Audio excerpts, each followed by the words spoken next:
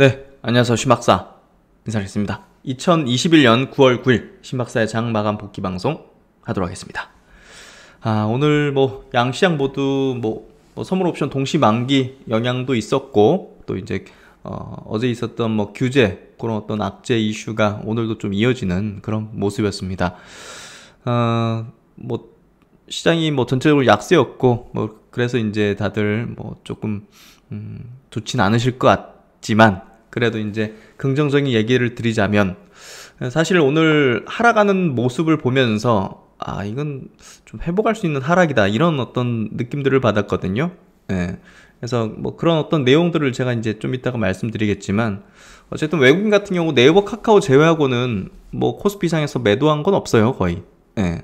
그만큼 이제 그 두 종목이 좀 집중된 순매도였고, 오늘 기관이 이제 많이 그 프로그램성, 이제 동시 만기성의 어떤 자금들을 금융투자라는 주체가 그냥 혼자 그냥 다 던지는 그런 어떤 모습이었는데요. 그런 부분들이 결국 이제 연속성을 지니기보다는 조금 이제 나와야 되는 물량이 나왔다? 이렇게 좀 받아들여졌고요. 시세의 흐름이 오늘 제가 볼 때는 그런 흐름이었어요. 종목별로 이제 저는 주요 종목별로 보면 이거는 저가 매수를 해야 되는 어떤 하락이구나. 어제도 이제 그런 얘기를 드렸지만, 그래서 동시만기의 영향이 좀 있었다고 보여지고요. 나와야 되는 물량들이 나와줬다, 이렇게 좀 판단돼요. 그리고 그걸 또 규제 이슈라는 걸로 인해 가지고 더 이제 물량이 좀 나오면서 과도하게 좀 하락한 과매도권의 어떤 모습이었다, 그렇게 좀 생각되고요. 그럼에도 불구하고 지금 요 제목에 있듯이 대형주는 좀 당분간 가기가 좀 힘들다, 이렇게 좀 제목을 썼는데요. 이 제목을 좀 다는 데 있어서 조금 고민을 했어요. 그래서 오늘 영상도 조금 늦게 만들기 시작했는데, 결국은 이제 우리가 어떤 특정 이제 어떤 시간 안에서 어떻게 표현해야 될까요? 그러니까 수익률을 높이는 게 핵심이잖아요, 사실 주식 투자하는 데 있어가지고. 그런 부분에 있어가지고 각 시장마다 어떤 성격이 있고, 그 각 시장마다 어떤 올라갈 수 있는 어떤 섹터나 이제 대형주일지 중소형주일지 이런 것들이 좀 구분이 되어지는데, 수급의 동향을 보면 대형주들이 지금 차례로 이렇게 다 얻어맞았잖아요, 고점권에서. 고점권에서 이제 예를 들어서 이렇게 가다가 거의 이렇게 이런 식으로 삼성전자 비롯해가지고, 근데 떨어질 때 대체적으로 이제 보면 다 수급이 완전히 깨져버렸죠. 외국인 기관이 다 던져버리고 개인만 다 샀잖아요. 조 단위로 막 사고, 네이버, 카카오도 조 단위로 사고 이랬지 않습니까? 그런 것들이 이제 매물벽이 되기 때문에, 매물대가 되기 때문에 올라오면 이제 또 저항받고 팔겠다는 사람들이 막 기다리고 있고 이러기 때문에, 이 대형주가 다시 또 재상승 기조의 흐름으로 가려면 제가 볼 땐 굉장히 시간이 좀 필요할 수밖에 없다고 보여져요. 그러면 그 틈새 기간 동안 경기가 무너지냐 이런 것도 아니잖아요. 경기가 회복되는 과정이고, 코로나도 이제 위드 코로나 이렇게 해가지고 좀 나아질 수 있는 그런 방향으로 가고 있기 때문에 증시가 무너지지는 않을 걸 봐요. 그렇다면 이제 수급이 이제 보다 더 움직일 수 있는 쪽은 이제 중소형 섹터 단위다. 그런 부분에서 또 지수 영향도가 작은 그런 업종들, 테마단들. 그렇기 때문에 개인적으로도 제가 지금 현재 한 10% 정도의 자금을 단기 어떤 거래를 하기 위한 자금으로 지금 세팅을 딱 했거든요. 그래서 제가 이제 단타 투자를 하세요, 이렇게 얘기 드리는 건 아니지만, 제가 이제 그런 시장 상황에 맞춰가지고 이제 어떤 전략들을 조금 이제 수정해 나가고 이제 이렇게 수능해 나가는데, 그런 것들에 대해서 이제 얘기를 드리면서, 제가 볼 때는 저는 당분간은 대형주에 대한 비중을 크게 가져가지는 않을 것 같아요. 그래서 수익률을 위한 어떤 교체 전략, 이런 것들을 좀 하는 게 지금 장세에 좀 적절한 대응이 아닐까 싶고요. 그래서 이제 다양한 어떤 테마 단, 업종 단으로 좀 종목 구성을 포트폴리오를 짜가지고 지금 시장을 대응하는 게 좋지 않을까. 그리고 탄력적으로 이제 튀는 것들이 굉장히 많이 발생될 걸로 생각해요. 그래서 일주일에 더블 나고 이런 것들이 제가 볼 때 앞으로 굉장히 즐비할 것 같은데, 그런 부분에서 볼 때 종목을 보다 더 특화해가지고 분석도 해야 되겠고, 또 이제 다양한 섹터 단으로도 좀 튀어오를 수 있는 것들을 골라서 그런 것들을 또 길목 지키게 하고 있고, 그래서 전략들을 조금 지금은 세심하게 조금 짜야 된다. 작년은 그냥 돈의 힘으로 다 올라갔잖아요. 그러니까 사실 운도 작용했죠. 운이 작용한 사람 투자자들도 있었을 거고 이렇게 했겠지만 지금부터는 운이 작용이 굉장히 어렵다고 보여지고요. 기존에 이제 경험과 실력을 쌓았던 어떤 그런 투자자가 이제 수익을 독차지하는 그런 구간으로 갈 수밖에 없다고 봐요. 그래서 지금부터는 진짜 실력 있는 사람들은 수익을 극대화시키는 그런 구간으로 가는 걸로 생각하시면 되고, 작년에 운으로서 이제 벌었던 투자자들은 조금 까먹는, 지지부진하거나 이제 까먹는 그런 구간으로 가는 거기 때문에, 조금, 뭐랄까요. 전략적으로 좀 지금부터는, 해야 된다고 생각해요. 그런 게 자신이 없거나, 그런 게 좀, 이제 노하우라든지 경험이 쌓이지 않았다면, 조금, 계좌를 조금 줄이고, 내가 뭐 3억 정도 투자를 하고 있었는데 이거를 2억 정도로 낮춘다든지 이런 식으로 한다든지 그런 어떤 변화가 좀 필요한 어떤 변곡 라인인 것 같아요. 그래서 그런 얘기를 좀 드리고, 뭐 있는 그대로 제 생각대로 이제 얘기 드리는 거니까 그렇게 생각해 보시면 될 것 같고, 오늘은 장 마감 들어가기 전에 요거 정리한 거 간단하게 좀 말씀드릴게요.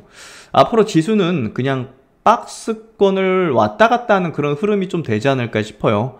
최근에 이제 지수가 이제 뭐 다시 또 올라가는 타다가 코스닥도 그렇고 다시 또 이렇게 전고점 부근에서 밀리고, 이 박스권으로 좀 그런 흐름이거든요. 그래서 거기서 강하게 치면서 다시 또 신고가를 지수가 내지 못했다는 거는 돈의 힘이 지금 좀 약화됐다는 걸로 보여지고요.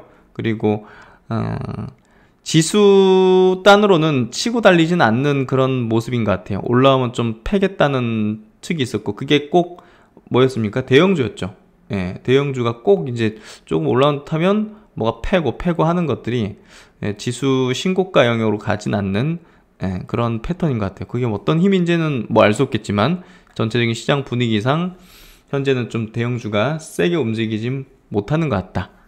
그렇게 좀 바라보면 될 것 같고요. 그래서 이제 앞으로는 어떤 종목은 지수 정도 움직임을 보일 것 같아요.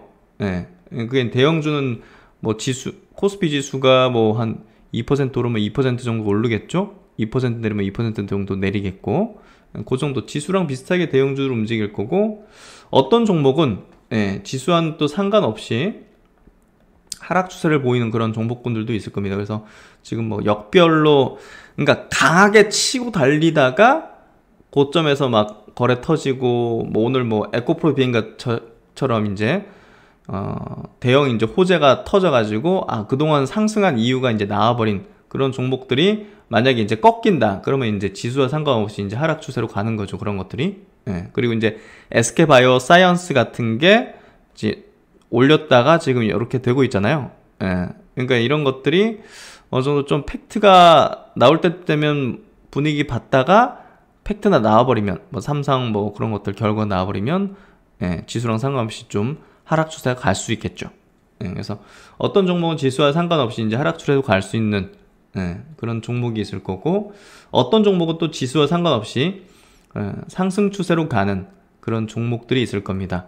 그래서 바닥을 다지고 이제 정별로 전환하기 시작하는 그런 어떤 그런 섹터군이 이제 대표적인 게 건설업종이라는 얘기를 좀 드렸죠. 어떤 종목은 또 지수와 상관없이 모멘텀 급등주 패턴, 최근에 이제 NK맥스 같은 종목을 보시면 그 지수랑은 아예 상관없잖아요. 오늘도 뭐 10% 가까이 올랐지 않습니까? 그러니까 그런 것들이 굉장히 질비하게 나올 거기 때문에 종목 선택이 굉장히 앞으로는 중요하고, 또 종목 선택을 잘하는 투자자는 뭐랄까 지수가 뭐 그냥 보합이다. 내 계좌는 근데 막 30% 40%씩 계좌가 이제 튀는, 왜냐면 종목 장세기 때문에 종목들이 뭐 정말 세게 움직일 수 있는 그런 장세거든요. 그래서 그런 부분이 굉장히 중요한 어떤 선택의 기로다. 종목별, 테마별, 그리고 업종별로 차별화가 진행될 것이라고 이제 판단되고요. 유동성 장세에서는 모든 종목이 이제 유동성의 힘으로 상승하기 때문에 이제 운이 작용할 수 있죠. 근데 앞으로의 경기 회복 국면의 증시 국면에서는 실적, 모멘텀별로 차별화 장세가 진행될 것이기에 운의 영향이 미치기 어려운 환경이라고 봐야 할 것이라고 봅니다. 그렇기 때문에 이제 공부하는 자세와 민첩한 전략이 필요하다. 요걸 조금 중요하게 보시는 게 저는 필요한 이제 시장 구간으로 간다, 이렇게 보시면 될 것 같습니다. 그래서 이제 작년 같은 경우는 뭐 그렇게 공부를 많이 한 투자자와 공부를 많이 안 한 투자자의 어떤 성과가 크게 차이가 벌어지는 않았어요.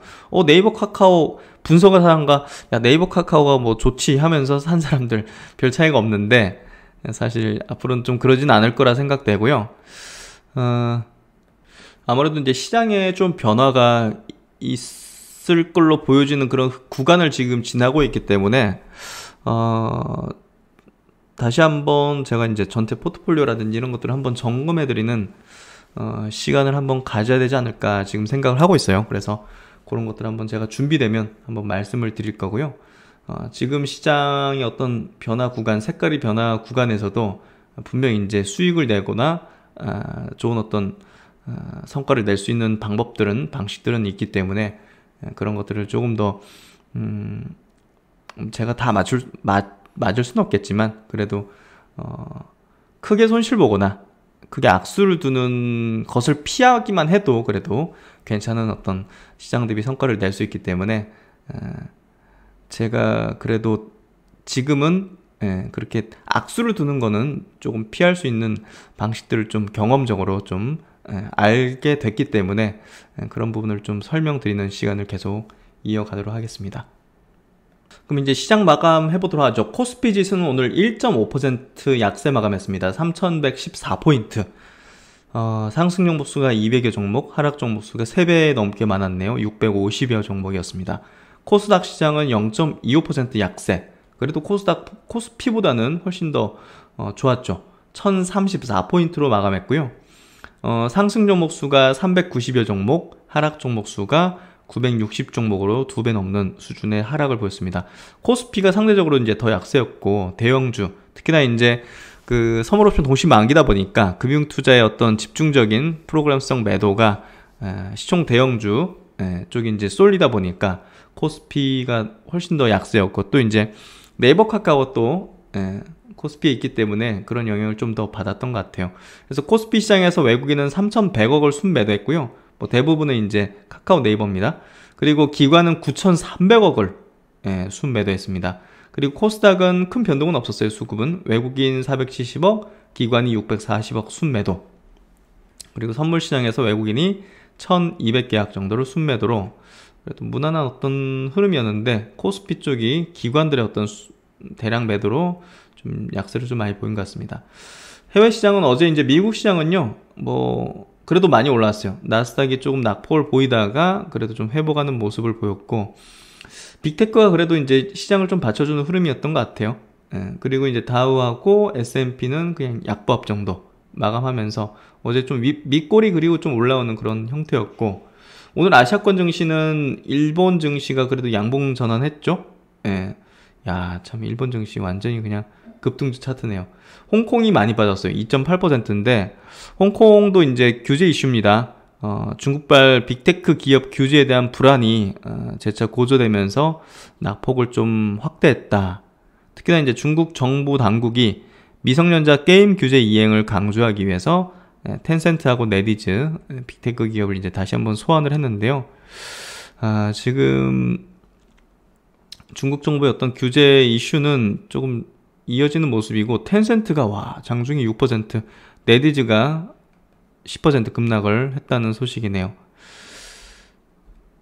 근데 이제 중국 쪽의 어떤 규제 이슈는 사실 자본주의 그 자유민주주의 시장인 미국이라든지 한국하고는 좀 성격이 틀리죠. 정말로 이제 사업을 망가뜨릴 수도 있는 그런 어떤 체제이기 때문에 사실상 이제 이게 어떻게 튈지는 정말 좀 부정적인 어떤 방향으로 튈 수도 있는 거죠. 알리바바가 이제 5%, 샤오미도 3%, 많이 빠졌네요. 어쨌든 중화권의 어떤 빅테크 이런 플랫폼 기업들은 좀 주의가 좀 필요한 쪽인 것 같아요. 네이버 카카오 부분은 조금 과도한 어떤 우려였다고 생각되고요. 어느 정도 시정하고 또 이제 금융상품을 판매 중개하기 위한 그 라이센스들을 따가지고 뭐 카카오페이 증권이라든지 그 라이센스 딴 쪽에서 다 하면 돼요. 그렇기 때문에 사실상 그 네이버 카카오에 대한 규제 자체는 조금 시간이 지나면서 어느 정도 희석되고 다른 방향으로 또 비즈니스를 펼쳐나가면서 이번에 어떤 규제 이슈는 좀 노이즈 성격으로 좀 지나가지 않을까 하는 게 제 생각이고요. 그런 부분에서 중장기적인 관점에서는 크게 우려할 필요까지는 없다고 봅니다. 근데 단기적으로는 뭐 외국 기관이 집어 던지니까 저렇게 빠질 수밖에 없고, 또 이제 많이 올라온 종목이잖아요, 네이버 카카오가. 그러다 보니까 뭐 공매도까지 붙으면서 많이 좀 찍어 누르는 것 같아요. 그래서 제가 볼 때는 네이버 카카오도 좀 과도하게 좀 밀리고 있는 모습이고, 내일 만약에 마이너스권으로 가게 되면 단기 반등도 좀 거세게 나올 수 있지 않을까 생각이 되는 그런 모습입니다. 그래서 뭐 NC소프트라든지 이런 것들처럼 이제 펀더멘털이 완전히 좀 훼손되는 부분으로 가게 되면 뭐 진짜 추세 하락으로 뭐 계속 가는 그런 모습이겠지만, 네이버 카카오가 이제 그런 모습까지는 아닐 거라 봐요. 그래서 너무 큰 우려보다는, 그럼에도 불구하고 저는 네이버 카카오 뭐 투자하고 싶지 않습니다. 왜냐하면 이제 장기적으로는 모르지만 단기적으로는 그거 뭐 수익률 면에서 재미가 없으니까 더 이제 지금 튀는 것들이 더 많이 늘어날 건데, 종목 장세가 펼쳐지는데 네이버 카카오나 대형주에 묶여 있는 거는 굉장히 비효율적이라고 생각해요. 그래서 그런 부분은 참고해 보시고요. 그리고 이제 대만 증시 0.2% 상승, 그리고 상해 증시도 0.4% 상승으로 오늘 아시아권 증시가 그렇게 나쁘진 않았던 겁니다. 홍콩이 이제 빅테크 규제 때문에 빠졌지, 우리나라 증시도 좀 과도하게 좀 많이 밀린 것 같고요. 제가 볼 때는 좀 회복될 수 있는 그런 하락이었다. 그리고 이제 업종별 보면, 수급을 보면 외국인이 오늘 코스피 시장에서 3,100억을 순매도했는데요. 보시면 서비스 업종, 네이버 카카오 쪽에서 다 나온 거고, 나머지는 뭐 전기전자라든지 뭐 2차전지라든지 철강, 뭐 비금속, 의약품 이런 데 플러스죠. 건설업도 200억 순매수입니다. 그래서 어쨌든 다른 섹터 전반으로 이제 외국인이 매도한 건 아니었다. 그게 좀 긍정적인 포인트라고 생각되고요. 그래서 제가 볼 때는 오늘 과도하게 밀린 종목군들, 그런 것들 회복이 될 거라고 생각합니다. 그래서 너무 걱정 안 하셔도 될 것 같고, 그럼 이제 시총 상위주들 한번 점검을 해보죠. 삼성전자가 1.3% 정도 밀렸고요. 뭐 그럼에도 불구하고 오늘 외국인들은 870억을 순매수했습니다. 기관이 이제 2,500억을 순매도하면서 하락을 이제 주도했고요. 최근에 이제 삼성전자에 대해서 이제 외국인이 순매수 기조에 좀 흐름을 보인다는 거 긍정적인 것 같고요. SK하이닉스 같은 경우 2.8%나 밀렸네요. 오늘 500억씩 외국인 기관이 이제 순매도하는 흐름이었는데, 최근에 이제 그 SK하이닉스 주가가 좀 많이 밀리면서 여기 이제 임원들이 주식을 자사주를 좀 산다고 해요. SK하이닉스 임원들 자사주 매입해가지고 좀 낮은 어떤 수준이다 이렇게 판단하는 것 같아요. 자체적으로도. 그만큼 요건 긍정적인 시그널이니까 좀 과도하게 좀 밀렸죠. 이런 부분들. 네이버 2.5% 밀렸고요. 오늘 이제 외국인은 580억, 기관이 840억을 순매도했습니다.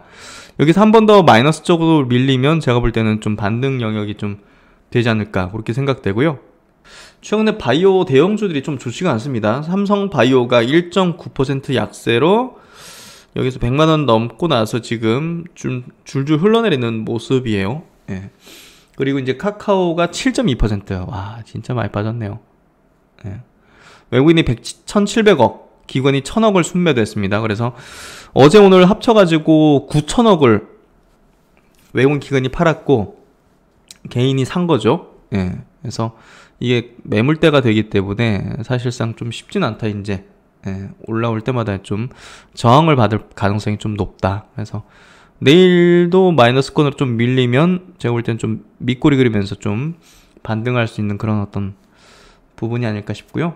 오늘 LG화학 1% 약세. 오늘 에코프로비엠이 10조 원의 어떤 수주를 땄다는 소식. SK이노베이션의 공장이 이제 미국에서 건립되면 24년부터 26년까지 양극재 이제 10조 원 이제 그 계약을 맺었는데 공급하는, 그게 24년부터 26년이잖아요. 그러니까 굉장히 나중에 어떤 일이기 때문에 지금 그때 실적이라든지 기대를 확 당겨가지고 이제 오늘 많이 올렸죠.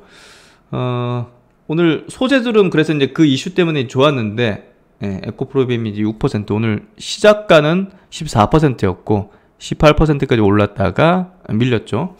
근데 이제 오늘 셀 업체들은 약세였습니다. 예, 만기 영향도 있었고, 나올 이슈가 이제 나왔기 때문에 이제 그런 부분도 있었을 겁니다. LG화학이 이제 1% 약세, 삼성 SDI가 1.7% 약세. 그래서 계속 저는 뭐 일관됩니다. 예, 2차 전지는 이제 올라올 때마다 정리하고, 예, 지금부터는 좀 보수적으로 봐야 된다. 삼성 SDI도 이제 마찬가지고, 또 이제 SK 이노베이션도 마찬가지입니다. 1.79% 약세네요. 배터리 셀 업체들 모두 약세였고, 현대차 그룹주도 오늘 현대차 2% 약세, 기아 1.6% 약세, 그리고 현대모비스 약보합 정도. 네, 그래서 오늘은 뭐 무차별하게 다 약세였던 것 같고요. 카카오뱅크도 약세, 셀트론이 최근에 이제 계속 좀 흘러내리죠. 네, 이게 이제 특별하게 뭐 내용도 없고, 뭐 짚을 만한 내용도 없고, 없어요. 레키로나 최근에 일주일 새 1100명 정도 투약했다는 거, 뭐 주가에 영향은 없죠. 그래서 특별한 내용은 없고, 기관과 외국인들이 좀 최근에 좀 매물들을 좀 내놓으면서 밀린 그런 모습이고요. 어떻게 좀 코멘트 할 만한 게 없는 것 같아요. 셀트론 헬스케어하고 셀트론 제약도 오늘 좀 약세고 같이 좀 흘러내리는 형태. 하지만 문제 있거나 이런 건 아니고요. 바이오가 다시 또 움직일 거라고 봅니다. 그래서 그때 이제 다시 또 움직일 거라 생각하고, 오늘 SK바이오사이언스는 이제 3.8% 강세 흐름을 좀 보였고요. 최근에 아모레퍼시픽이 굉장히 약세입니다. 와, 이거는 그냥 집어 던지는 식인데 거의. 그래서 요거 이따가 좀 리포트 한번 체크 한번 해볼게요. 그리고 이제 LG 우플러가스 같은 게 이제 오늘 같은 날 이제 1.7% 상승했잖아요. 그러니까 뭐랄까, 이런 것들이 지금 지수 별로 안 좋고 그냥 박스권 장세일 때 통신업종이나 이런 것들이 좀 좋아질 수 있죠. 5G로 지금 다 이제 바꿔나가는 어떤 과정에서, 그래서 그런 부분에서 이제 뭐 통신주들, 제가 볼 때는 조금 더 상대적으로, 조금 괜찮은 흐름 아닐까. 그리고 이제 금융주에 대해서 제가 조금 우호적인 얘기를 드렸죠.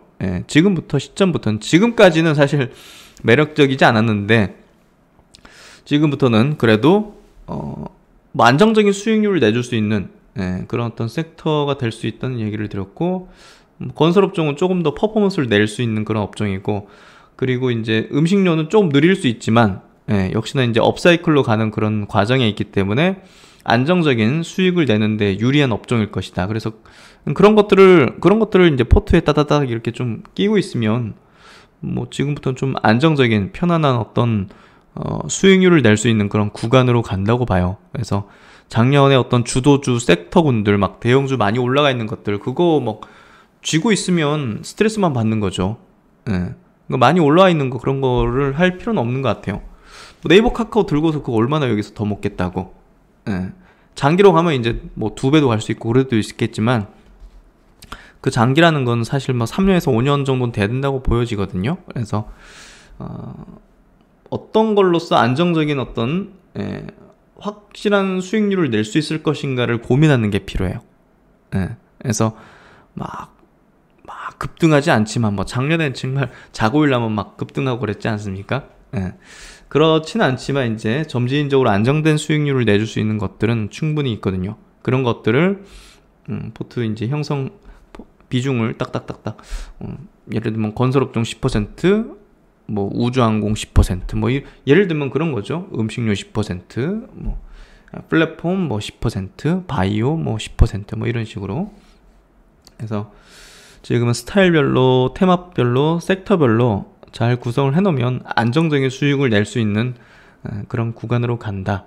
그래서 많이 올라있거나 밸류 너무 높아 있는 것들, 그런 것들 한 번씩 이제 패는 어떤 흐름이니까 그런 것들은 좀 주의하면서 낮은 레벨, 낮은 단계에 있는 것들을 조금 더 이제 교체하거나 선호하자. 그래서 최근에 뭐 증권주들 좀 좋거든요. 그런 것들도 이제 금융업종 같이 묶어서 우리가 좀 안정된 수익률을 낼 수 있는 그런 쪽이죠. 그리고 이제 뭐 녹십자 같은 게 오늘 이렇게 플러스 냈잖아요. 플러스, 오늘 같은 날 왜 플러스지? 지금 CMO를 받을 수 있는 어떤 기대감들이 좀 있잖아요. 예, 그러니까 이런 것들이 결국 모멘텀, 예, 그런 종목들이잖아요. 예, 그래서 그런 것들을 노리는 게 제가 볼 때는 유리하다는 거죠. 지금 장세에서. 그래서 그런 부분들 좀 보시면 될 것 같고, 오늘 이제 코스닥 넘어가면 코스닥 시총 상위로는 플러스가 많죠. 오늘 2차전지 호재가 터지면서 2차전지 에코프로비엠, LNF 뭐 이런 것들 이제 플러스를 내면서 시장 이제 코스닥을 조금 이제 오후에 좀 올려줬고, 그리고 이제 HLB 2% 바이오 일부 종목들도 이제 강한 것들 많았습니다. 뭐 NK맥스 이런 거 8.9% 튀었잖아요. 그래서 종목 단으로는 센 것들 굉장히 있었다는 거죠. 한국 BNC 5% 튀었고, HLB 생명과학도 4% 튀었고, 예. 올레폰 기업 아프리카 TV는 3.6%. 와, 이거 주구장창 상하네요. 무섭네요. 예. 그래서 플랫폼 기업들, 네이버 카카오만 플랫폼 아니죠? 예, 이런 것도 플랫폼이잖아요. 하이브나 이런 것도 플랫폼이고. 그래서 그런 쪽은 좋았다. 그래서 그렇게 좀 보시면 될 것 같고, 뭐 유바이오로직스 이런 것들 5% 튀었고, 그래서 뭐 빠진 것도 있고 올라간 것도 있는데 어쨌든 종목 장세인 건 맞는 것 같고요. 예, 수급의 어떤 흐름 자체가 확실히 이제 중소형주들 그동안 좀 못 올랐던 거다라든지 조금 정체해 있던 것들을 이제 명분 있는 것들, 일정 있는 것들을 끌어올리는 그런 타임이 되고 있고, 연말로 갈수록 그 속도가 좀 거세질 가능성이 높을 것 같아요. 쇼타임 식으로. 예, 그래서 지금이 중소형주였던 포트 전략의 좀 중요한 어떤 변곡 라인, 예, 이렇게 좀 느껴집니다. 올릭스도 오늘 2.6% 상승하면서 지수는 약세였지만 오늘 호재가 있었죠. 예, 그래서 이렇게 종목별로는 강한 것들도 있었다는 것을 보시면서 그 전략적으로 잘 접근을 하는 게 필요하다. ABM 같은 경우는 이제 신규 상장했는데 공모가가 이게 17,000 이게 얼마였더라? 17,500원이었던가? 아이고. 공모가가 그럴 거예요 아마. 예. 아, 17,000원이구나. 예. 17,000원이 공모가인데 이제 오늘 14,000원까지 빠지더라고요. 저는 메리트가 있는 것 같아요. 공모가 이하로 빠지는 것들을 좀 유심히 보면 좀 낙폭 과대하게, 예, 그런 것들이 좀 있거든요. 그런 것들을 잘 고르면 제가 볼 때는 단기적으로도 좀 수익을 낼 수 있는 그런 종목들이 있지 않을까 싶고요. 오늘 이슈 있는 거 간략하게 정리해 볼게요. SK이노베이션이 10조 원대 고성능 하이니켈 양극재 구매 계약을 맺었습니다. 상대는 이제 에코프로 BM이죠. 24년부터 26년까지입니다. 지금이 21년이죠. 그래서 이제 미국 공장 완공돼가지고 이제 바로 이제 공급받으려고 이렇게 미리 체결한 걸로 보여지고요. 포스코 케미칼이 중국의 이제 구형 흑연 기업을 지분 인수한다. 음극재 원료를 확보한다. 예, 그래서 계속적으로 이제 2차전지 소재를 확보하기 위한 어떤 전쟁들이 계속 이루어지면서 소재주들이 계속 좋은 어떤 모습을 보여줬죠. 그리고 이제 삼성 공장 그 지금 파운드리 공장 만드는 거 그거 미국의 테일러시에서, 예, 공장 유치하면 재산세를 90% 감면해주겠다. 예, 이런 것들을 만장일치로 승인을 했다고 합니다. 그래서 조만간 아마 발표될 것 같네요. 삼성전자의 반도체 공장 시설 건설과 일자리 제공을 조건으로 삼성전자에 20년간 재산세를 환급하기로 했다. 삼성전자의 투자 결정에 속도가 붙을 것이라는 전망이 나온다. 그래서 이런 것들이 이제 승인되고 확정되면 이제 발표를 하는 시점이 다가오겠죠. 하나에어로스페이스가 이제 연구기관하고 우주자원 활용에 나선다. 하여튼 한화그룹은 우주 관련해서 계속적으로 행보를 잘 하고 있는 것 같고요. 또 하나큐셀, 하나솔루션의 이제 큐셀 부문, 태양광 부문 국내 공장 1.5조 원 추가 투입, 차세대 태양광 기술을 선점하겠다. 그래서 최근에 이제 하나 그 솔루션이 주가가 좀 조정을 밑으로 좀 받았는데 중기적으로 볼 때는 저는 좋은 기회라고 봅니다. 예, 그래서 이 태양광 1등 기업, 풍력 뭐 1등 기업 이런 기업에 대해서는 뭐 박스권 조정이 있을 수 있지만 중장기 우상향의 패턴이 뭐 제가 볼 때는 나올 거라 보기 때문에 최근에 조정에 대해서는 좀 우호적인 어떤 전략으로 접근하는 게 필요하지 않을까 생각하고 있고요. 그리고 이제 오늘 진원생명과학이 많이 튀었는데 먹는 코로나19 치료제로 이상 승인을 받았다고 해요. 그래서 지금 뭐 미국의 이제 머크라는 회사가 지금 3상을 진행하고 있죠. 예, 그래서 이게 나오게 되면 머크께 나오게 되면 이것도 이제 좀 관심을 좀 받을 수 있겠죠. 예, 그래서 그런 부분에서 최근에 진원생명과학이 좀 주가가 튀었던 건 요 이슈였던 것 같아요. 그리고 이제 어제 장 끝나고 나온 소식인데 지노벤 컴퍼니가 이제 미국 그 마이크로바이옴 CDMO 회사 공장을 이제 회사를 이제 인수를 했죠. 그래서 야 이거 뭐 요즘 크게 하는 거 아니야 했는데 야 이거 자체 작업으로 이제 인수했어요. 예, 컨소시엄 결성해가지고 뭐 VC랑 같이 한 것 같고요. 어쨌든 뭐 좋은 소식이죠. 예, 마이크로바이옴 관련해서 앞으로는 이 CDMO 사업 자체가 굉장히 좀 중요해지고 있고 뭐 그런 부분에서 미국에 있는 업체를 인수했다는 게 미국 진출의 어떤 교두보를 또 마련했다 이렇게 좀 볼 수가 있겠죠. 그리고 이제 올릭스가 오늘 주가 좋았던 이유가 요거였죠. 예. 자회사 이제 엠큐렉스 mRNA 이제 백신 개발 mRNA 관련된 기술을 개발하고 있는 이제 자회사인데요. 여기서 이제 임상용 코로나19 백신 mRNA 후보 물질 생산에 돌입했다고 합니다. 그래서 여기 보시면 위탁 생산해주는 기업이 트라이링크라는 회사인데 셀트론하고 같이 하고 있는 회사죠. 예, 그래서 신뢰성이 높은 거죠. 예, 지금 올릭스는 진성이에요. 정말 그냥 주가 올리려고 그냥 가라라고 해야 될까? 그냥 뭐 신용만 내는 기업들이 많은데 올릭스, 엠큐렉스 이 회사는 진성입니다. 예, 그래서 요런 회사랑도 같이 하는 거 보십시오. 진성이죠. 어쨌든 엠큐렉스는 설립 6개월 만에 독자적인 mRNA 플랫폼 기술을 바탕으로 코로나19 백신 후보 mRNA 물질 개발에 성공을 했습니다. 이는 국내에서는 유일하게 기존 mRNA 코로나19 백신에 사용된 특허를 침해하지 않으면서 실시 자유가 확보된 변형 누클레오티드 기술을 도입한 것이다. 그래서 이 특허를 참 피해 않으면서 한다는 게 굉장한 기술력을 또 보여주네요. 어쨌든 올릭스 좀 기대가 되는 그런 어떤 바이오텍 회사죠. 그리고 이제 외국인과 기관의 동시 순매수 종목 한번 볼게요. SK케미칼이 오늘 300억 순매수인데요.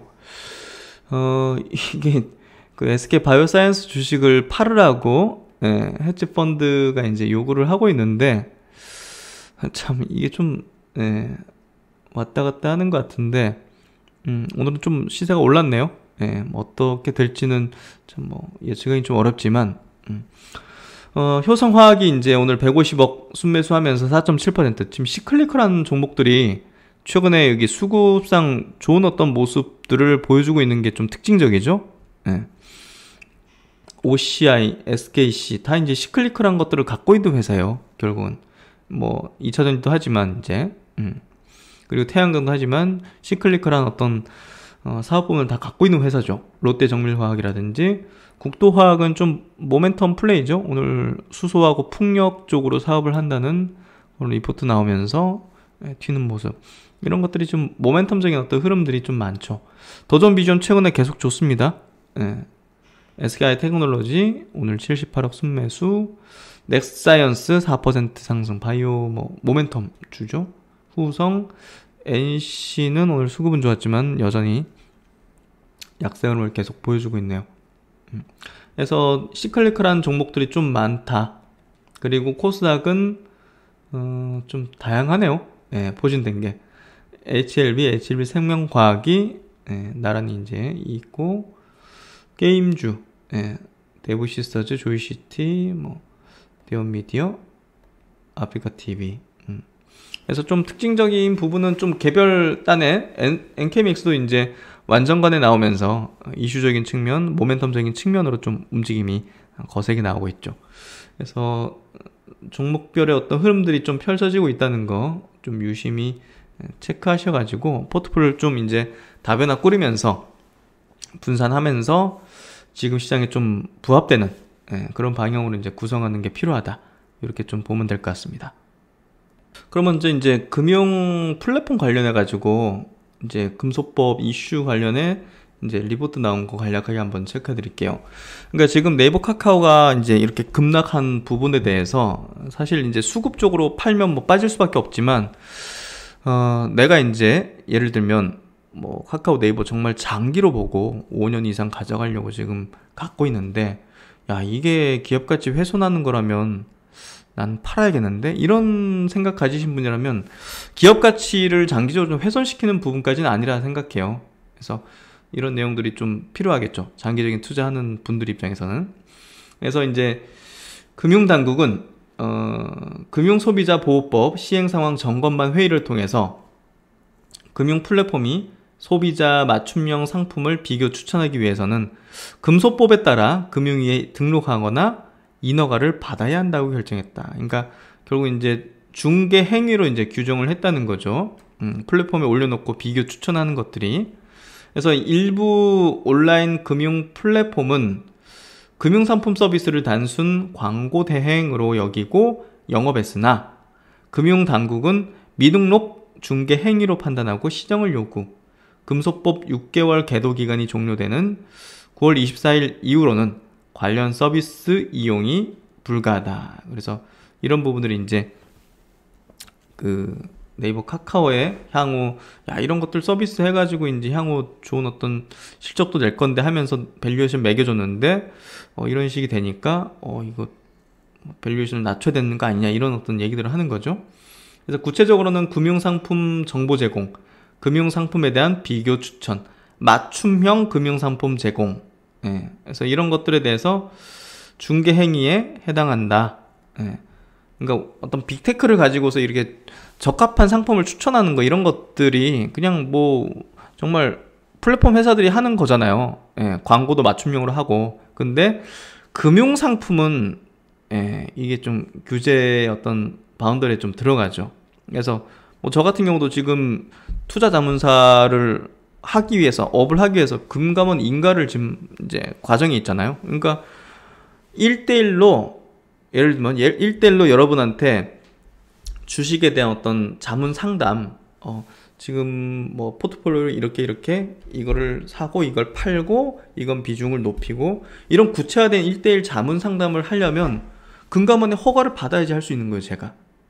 그러니까 그거 그냥 뭐랄까, 이 금감원 허가 안 받고 1대1로 그렇게 자문하면서 돈을 받는 사람들은 불법을 하고 있는 거죠. 그러니까 금융 쪽은 조금 더 규제 바운더리가 이렇게 해야 된다.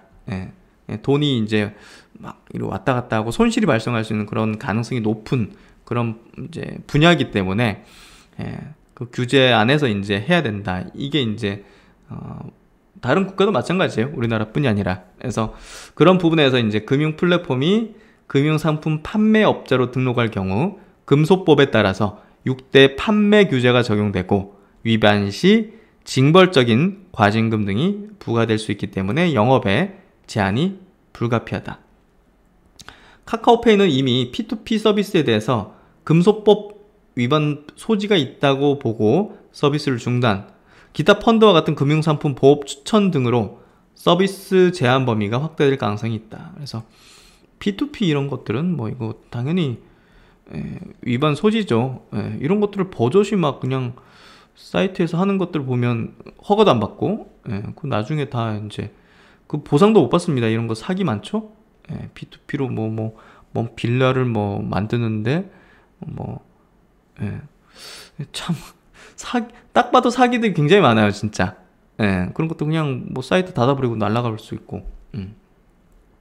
그래서 이제 근본 조치는요, 지난해 말부터 금융당국이 강조해온 동일기능 동일규제 원칙의 연장선으로 이해, 금융 플랫폼 업체에 유리하게 적용되었던 규제 차익의 축소를 의미, 인터넷 전문은행의 중금리 대출 비중 확대 조치에 이어서 빅테크, 핀테크 업체의 입장에서는 규제 이슈 부담이 확대되었다. 그래서 이제 카카오페이, 네이버, 이제 토스, 조만간 이제 토스뱅크 출범하죠. 여기는 이제 여기 등 빅테크는 인허가를 받거나 금융상품 판매업자로 등록을 통한 인가 받으면 돼요. 플랫폼 비즈니스 영업을 지속할 가능성이 높다.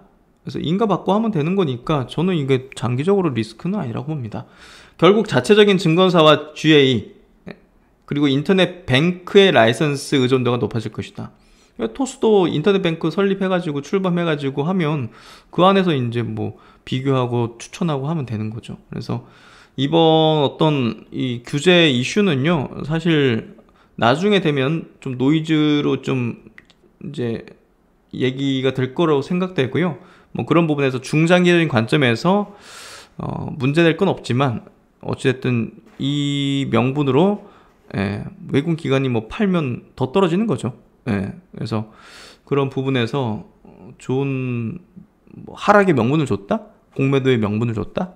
이렇게 좀 볼 수 있는 내용이고요. 장기적으로 볼 때는 너무 크게 이 부분을 부정적인 어떤 내용으로 볼 필요는 없을 것 같다.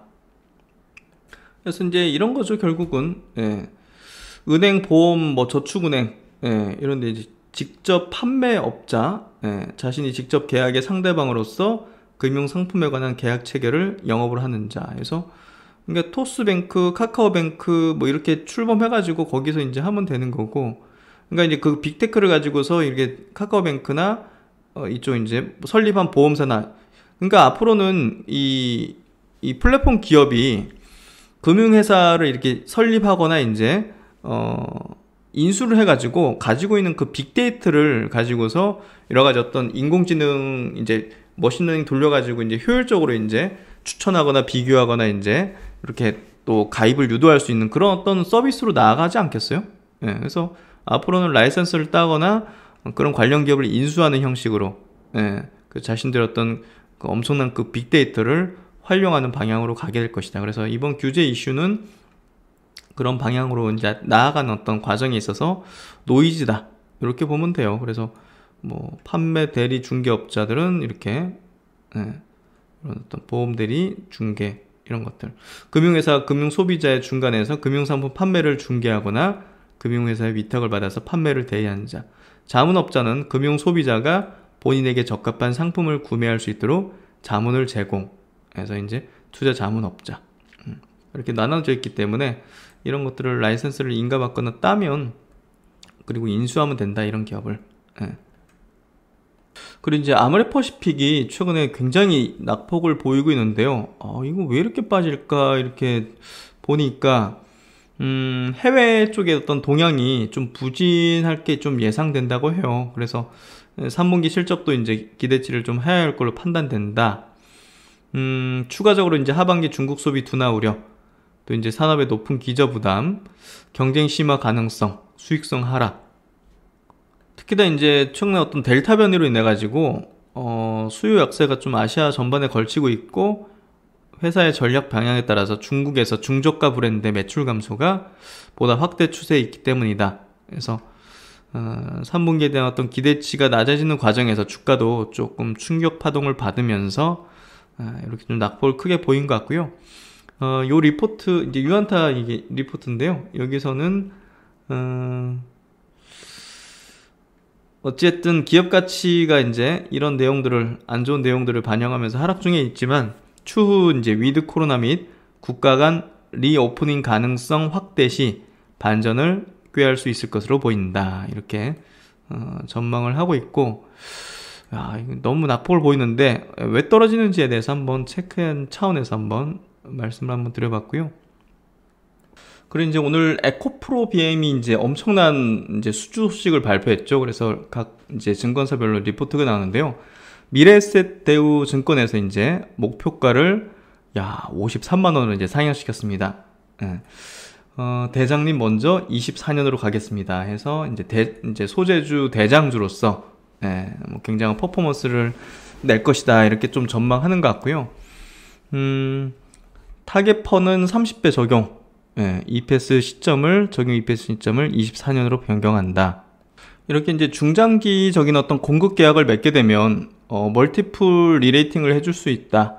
매출 성장의 어떤 가시성 확보 구간이다. 이렇게 좀 얘기를 하고 있고, 최근에 이제 배터리 셀 발주 프로젝트 감안 시 금일과 같은 대규모 수주는 향후 1년간 지속될 것으로 전망된다. 그래서 이런 대규모 수주 소식들이 또 나올 수도 있다. 특히나 또 삼성 SDI하고 또 관계를 갖고 있기 때문에 에코프로비엠이 또 삼성 SDI가 향후 또 수주량의 증가에 따라서 또 이제 수주를 또 받을 수 있지 않겠는가 이렇게 좀 얘기를 하고 있고요. 그러니까 대규모 수주 계약 끝이 아닌 시작이다. 금번 공시는 SK이노베이션의 미국 공장 고객사로는 퍼드향 물량일 가능성이 높으며 해당 물량에 대한 배터리 셀 비딩은 이미 완료된 상황. 이미 이제 뭐 확실하게 이제 공급하는 것으로 이제 연결된다는 거고요. 연말까지 남은 배터리 발주 프로젝트 규모가 115조 원 수준. 이 중 스텔란티스, 폭스바겐, 리비안 등 동사의 주요 고객사인 삼성 SDI의 수주 가식성이 높은 프로젝트가 다수다.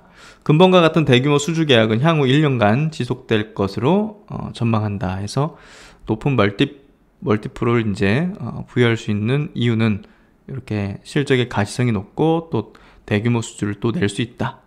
이 얘기고요.